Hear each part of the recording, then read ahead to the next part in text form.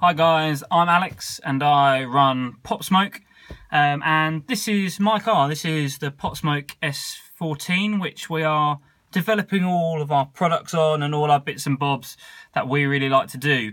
We're doing it on this car so that when we've got a product we can show it fitting, show how it fits, so you know it's going to fit your S14 when you get it. This is going to be the process with all the cars that we do. We're going to buy the car and then we're going to design parts for that car and do the same again with videos showing that it fits and that it is perfect.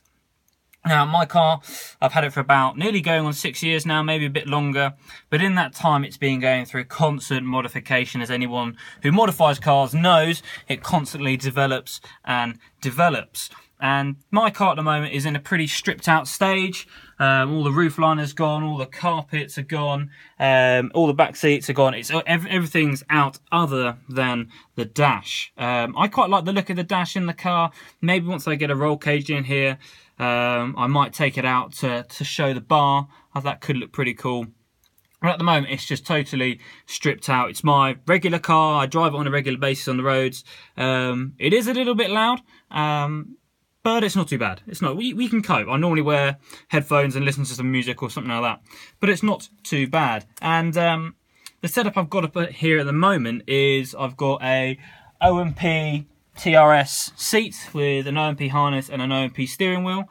There's the seat and the harness, and there is the steering wheel. Now, the seat itself was about 160-ish pounds, something like that. But I recommend, if you're going to get one of these seats, get these two support pads as well. It just made the world of difference, and you fit so snugly in there, and it's actually really, really comfortable, and it takes so much of the impacts out of the car and all the bumps and stuff, given that the suspension, this is so solid. Yeah, it's just really, really comfortable, really nice seat, and actually quite a decent price. And it mounted on the Driftworks seat mount pretty easily, actually. There weren't any issues with that there. This harness, again, OMP, again, lovely harness, really easy to fit, really comfortable, nice thick straps, really easy to use, and the belt release is really simple. And this also comes with the ability to turn it from a 4-point into a 5-point, and it's just gone into the backs there, and I think this one was about £60, something like that. But yeah, really good harness, really comfortable. And then the steering wheel, again, OMP with a suede finish. I think it's about 1.5 inch dip, maybe 2 inches difference. But this is a really nice steering wheel. It's really solid. The grip actually is quite thin, but it's a totally solid steering wheel. I had a few issues where I was going through different changes and different looks and buying different steering wheels from different people who claimed it was all good. They were reputable manufacturers, but they just sold me total junk, and I had to send them videos of me bending the thing on the steering column. They were useless.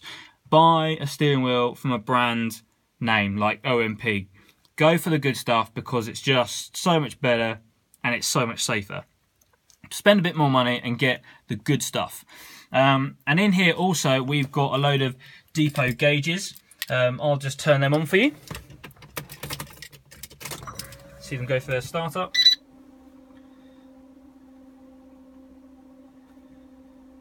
Now, in this car I've got a total of 5 depot gauges and then 1 optimal gauge. So it goes water temperature after the engine, turbo pressure, oil temperature after the engine, volts, air-fuel ratio, and boost controller. So I've got 2. They both show me that I'm running 1 bar, but they both show me in different ways. So this one's more of this is the analog system, this is more the digital, and it just gives me the sense checker that everything's good, there's nothing wrong.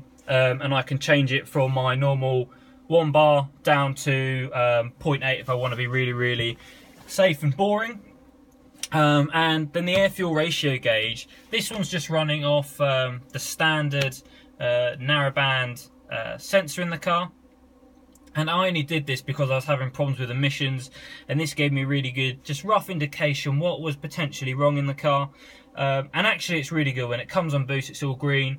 And actually it sits pretty well in the middle. It still needs to go on the rolling road to get properly sorted, but this just lets me keep an idea of what's going on in there, even if it's not 100% accurate, because it jumps so much. because it's not on a wide band. But fantastic gauges. I also have a depot rev counter gauge at the top. The only reason why I've got that one there is because the one in the car at the moment doesn't work. The motor on it stopped, so I've taken that off. Now, if I turn these off, all of these gauges are really, really good. I'd really recommend depot stuff. It's been absolutely fantastic. The wiring of it's dead simple. The sizing's good. The stuff that you can do, you can change the colours and what it's reading, and you can wire them all together. You can link them together. The instructions are really clear, and the pricing's really good for depot stuff. So I'd really recommend those gauges. They're really good. And all the backing plates and stuff that I've got in here, this is just a first prototype one that I did. I haven't changed it yet to the new ones, but we can cut all these up for you. Tell us the sizes, tell us all the stuff that you want, and we can get them cut for you, custom for cars. And we'll also be doing some standard ones for S14s also. Currently, it's running this minging fake carbon fibre thing on the gear knob, which I think I got out of a Max Power magazine years ago, and I just thought I'd replace the old one, the standard leather minging one. We've currently got a Pop.Smoke gear knob in the making, and it will soon be seen on here instead of this minging thing. I don't know why someone would ever want that. Well, it's on my car, so someone's used it. And these are the handbrake covers currently. So these are the Pop.Smoke handbrake covers. This one's made of red bronze, and it's hand cast in Scotland. Designed here, made here, everything's UK based. And because it's hand cast, every single one is slightly different. The moulds are handmade, the metal is hand melted, hand poured, and then it's all done by hand, polished by hand afterwards.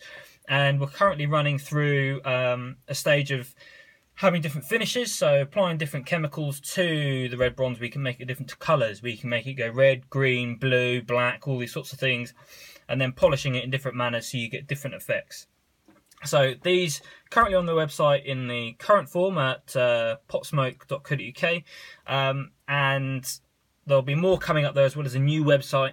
But yeah, have a look out for these. These are pretty cool. They're pretty unique, and they replace, well, they don't replace, but they help you to modify your handbrake. This is something that you can't modify really. There's nothing that slides on over the end, because this is one overmold piece going all the way over. So it's often a part that lets down the interior of our cars, I feel, of the S14s and 13s and 15s. So this one, you just cut the outer off, pull it off, and then slide this one over the end, and 2 gob screws through the bottom, and the job's a good one. And it looks dope, it feels awesome, it's really grippy as well, and it looks just fantastic.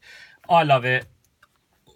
The garages love it when they see it, when they get the chance to drive the car in around, they love it. And I've had really good comments on the Instagram page, which is Pop.Smoke.Automotive, about it. So have a look at them, see what you think, and visit the website if you like the look of them.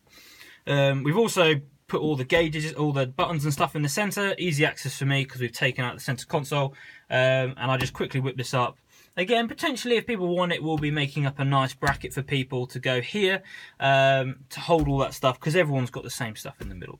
But yeah, so that's my interior, and the seat I'm sitting in here currently is just a real minging Beta Cobra seat, and all the stuff's going. It's a really minging seat, but who really cares? It's the passenger seat, so I haven't really spent the money and got a new one yet.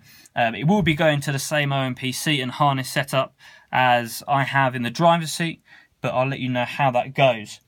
In further videos, I'll be also showing you the engine, what I've done to that, all the safety stuff I've done to the engine so I can take the horsepower right up, and also looking at the suspension and any bodywork I've done. But I hope you find this video interesting and useful in what to buy and what's good and what's not. And yeah, check out my website, check out the Instagram, let me know what you think, and yeah, hopefully see some more of my Pop.Smoke handbrakes around, and hope to catch you